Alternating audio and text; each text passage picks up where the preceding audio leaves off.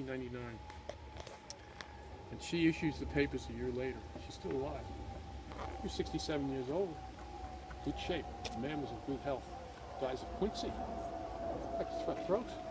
Yeah, antibiotics back then. Solved that problem. She dies of a high fever 2 or 3 years later. Aspirin. She's almost 70 years old. You know, folks weren't living beyond 40, 50 years old back then. They didn't have the air conditioning and heating we have today. But, you know, they're in good shape. So, that's what happened. It's an interesting thing, but good couple. She was 5 feet tall. He was 6'2". He loved to wear the uniform. He had red hair. He never wore a wig, folks. He never wore any wigs. There's no wig. That's his real hair, the white hair. And he had kind of hazel, bluish eyes, and very distinguished. And his teeth was also an issue, but that's why he didn't speak very long in most cases, because it hurt him with these insert teeth that he had. He did have wooden teeth originally. I hate to say that, but then they went to other kind of teeth that, you know, more enamel and that type of thing. The slaves gave up their teeth to get to him too. He had 4 sets of false teeth. It hurt him to smile. It hurt him to. The inaugural speech was very short. It was maybe 40 sentences long. It took him maybe 3 or 4 or 5 minutes because it hurt to speak. He did a lot of things for his country. You know, fighting the British. He thought it'd take 2 or 3 years, and it took 8.5 years.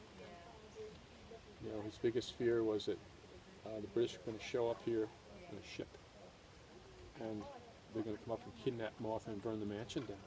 So he asked Martha if he could just stay with some friends in Alexandria or fight the British for a couple of years. She said, I'll do that. The British shows up. They showed up in the ships. It's the 6th year. A battleship, guns blazing. Lung Washington, his nephew, was taking care of the mansion. Young kid in his 20s. The captain comes up, introduces himself. Well, Captain, so good. Oh, okay. He said, I'm Lung Washington. What can I do for you? He says, well, there's Martha. He said, Martha's not here. He says, well, where is she? He said, look, come inside. We'll talk about it. As soon as they walked in the door, the sailors on the ship got off, and they started grabbing whatever they get their hands on, tools, food, clothing, loaded that ship up, took 6 slaves and took off. Nephew writes to his uncle and says, Uncle, this is what happened. Uncle writes back and says, look, appreciate the fact that the mansion's still standing. I didn't appreciate the fact that you let the British into my house while I'm up here in Delaware, New Jersey, fighting for my life from the British. Lung, the British are your enemy now. They're not your friends anymore. He's isolated here. The thing that changed George Washington's idea about being in the British military was the Boston Tea Party. The Boston Tea Party was going on out there. People get killed and injured and so on. He says, that's it for me. He took his uniform off. He says, that's it, I'm done. A year later, he became the commander-in-chief of the Colonial Army to fight the British for 8.5 years. So he wasn't qualified. He's fighting the French and Indian War here. He's delivering messages from the East Coast to the Appalachian Mountains to the French forts, telling the French to get out or else. He was getting shot. He lost all the skirmishes, back and forth here. Every one of them he lost. He had 4 bullet holes in a jacket like this. Where did he get the 4 bullet holes? Maybe riding on a horse. Bullet hole here. I don't know how he could do it without touching him. He had a bullet hole in his hat. The soldiers had to tell him, oh Colonel, you have a hole in your hat too. He says, oh, yes I do. He says, God-given, he should not be alive today.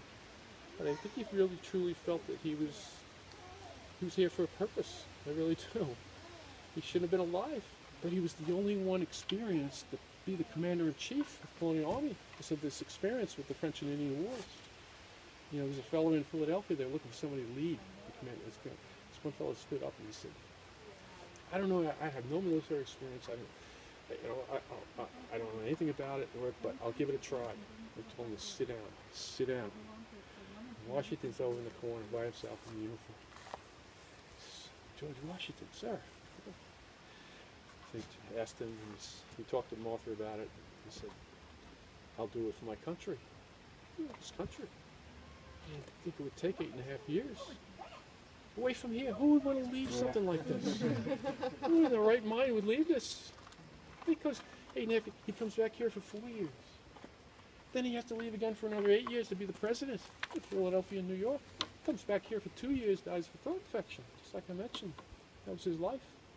He did it for his country. And she did it for her country, too.